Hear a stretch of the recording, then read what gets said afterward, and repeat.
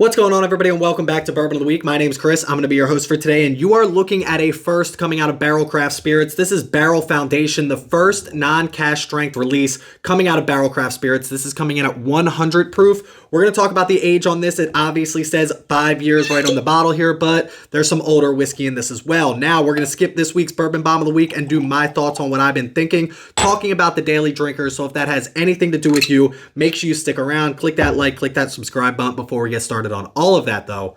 Time for the traditional sip. Cheers, y'all.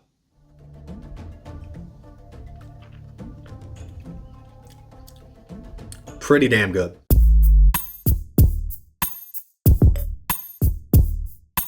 I'll be honest with you, the biggest problem I've had lately is I haven't had any bad whiskey. I shouldn't say that. I did have Wild Turkey's Master Keep's Voyage, which wasn't the best, especially for the price tag. But this right here is just going to be another great whiskey. It's just a matter of how great it is. You know how we do it, price, taste, drinkability. We're going to start with drinkability on this at 100 proof. How does this sip when it comes to the ethanol compared to the proof? I think it's pretty good, but let's take one more sip and find out. I gotta say, sipping on this, looking down, seeing Barrell Craft Spirits and not getting that cask strength influence is definitely going to take some getting used to. This, I would always say that Barrell Craft Spirits is definitely one of the best in the game when it comes to blending. Everything about their presentation, from the bottle to telling you where the distillate's from and the age statement on the distillate. They even give you a mash bill on this one right here. Just very transparent. So all of that combined makes them one of my favorites when it comes to blending. And they do another bang up job right here. 100 proof, doesn't sip like 100 proof, but you can't get much under 100 proof. These days I'm drinking 124, 125 stuff coming out of Barrell Craft Spirits. So working around that 100 proof range, you can definitely tell it's 100 proof, but we'll take one more sip, I promise, and then we'll give you a score.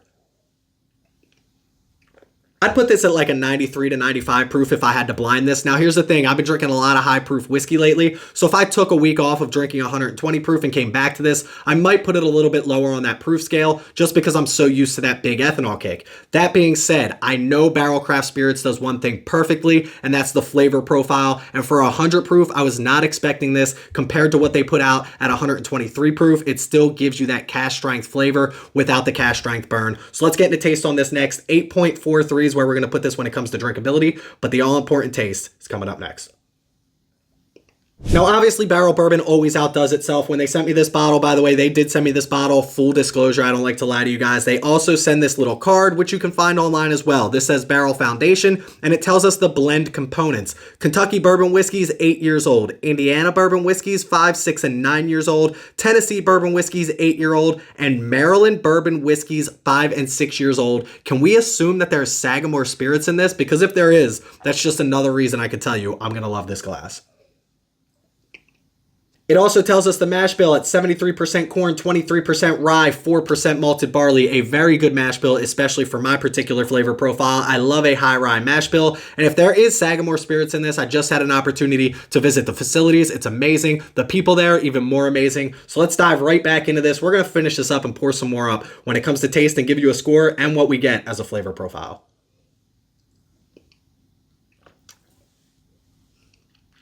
It's the off season, baby. It's time to pour up.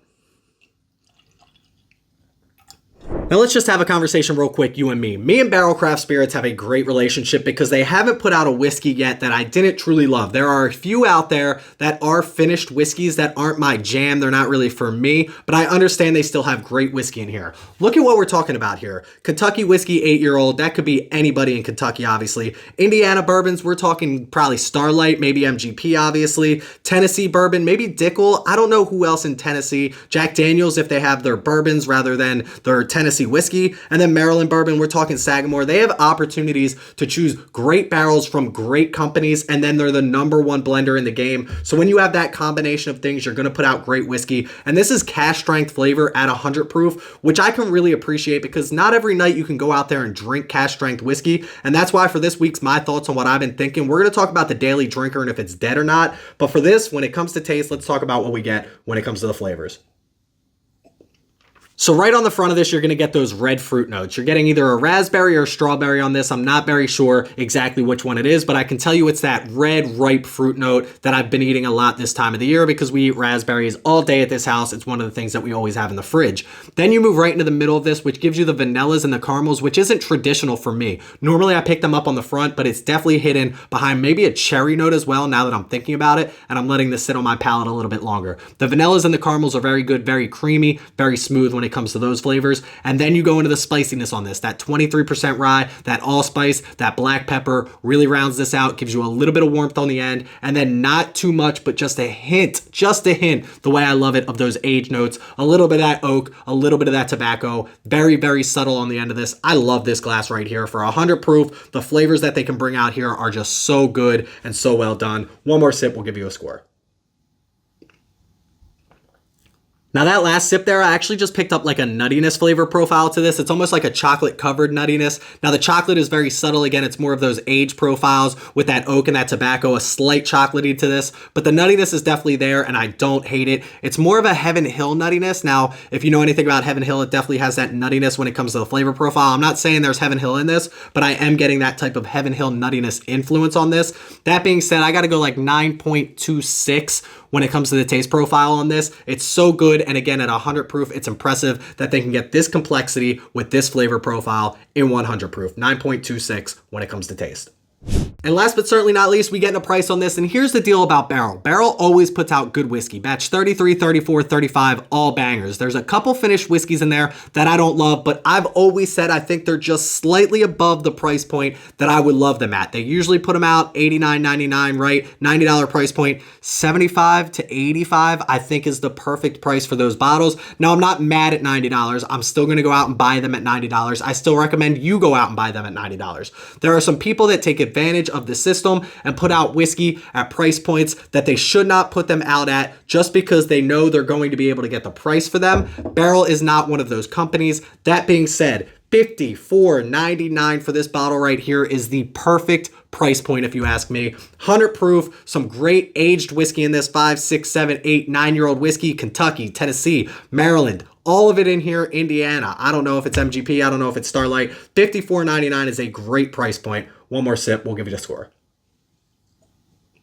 Now, 5 years ago, I think this bottle should have been $40, $45. That being said, I did one thing. I turned around and I looked at the shelf behind me and I thought, what else is on my shelf that I think I could compare this to? We've got Baker's 7 Up there, which I think is a sleeper pick all day, but that comes in at $64.99. Then I thought about the Old Forester lineup. Well, you have 1920 at 115 proof coming in at, what was that? $54.99, I think, here in Pennsylvania today. And what does this bottle come in at as well? $54.99. I think it's a very, very good price on this bottle right here. I cannot argue with it. I think they could have gotten more money for it because of their reputation as a blender, knowing that they're blending in this. That being said, $54.99, we always give it an 8.0 if it drinks right at its proof, and it's also better when it comes to taste, and it's also $50, and this is right around that $50 price point and above average on the other two scales. So let's give this like a 9.41 when it comes to price on this, because $54.99 is an absolute steal for this bottle, if you ask me.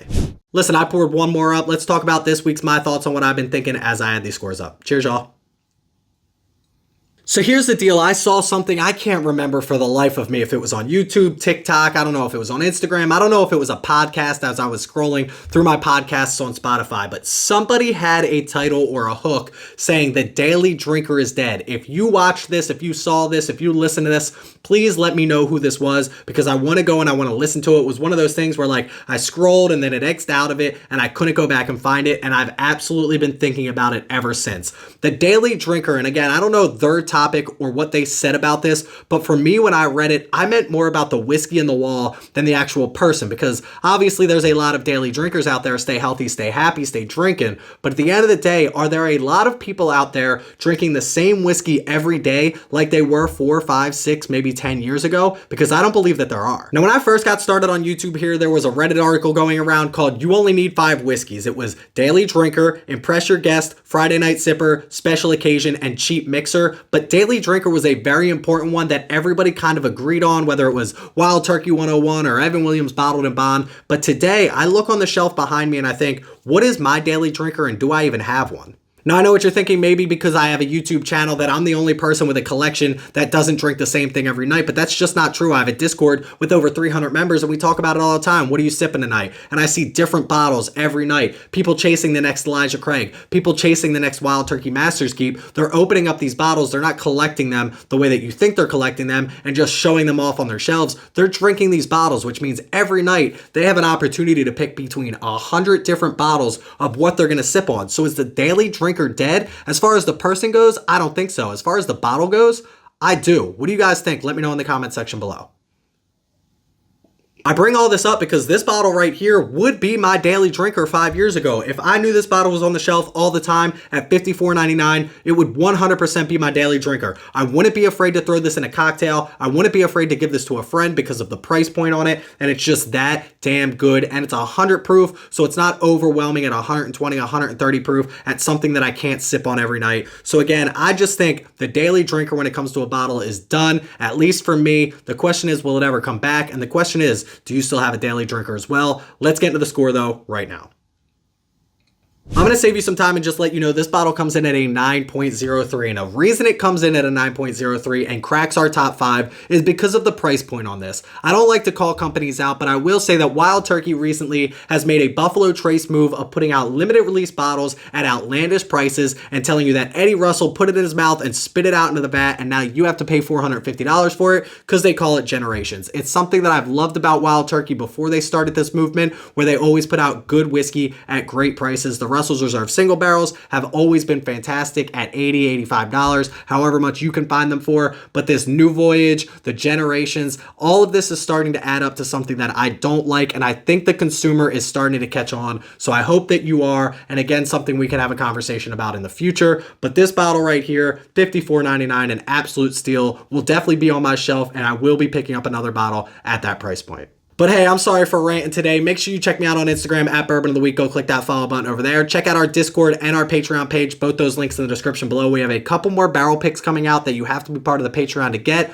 We just did our ASW pick. It sold out almost immediately. So make sure you check out that Patreon page. Please don't drink and drive. Always drink responsibly. Stay healthy, stay happy, and stay checking out your prices, folks. Not all whiskey is worth what you think it is. Cheers, y'all.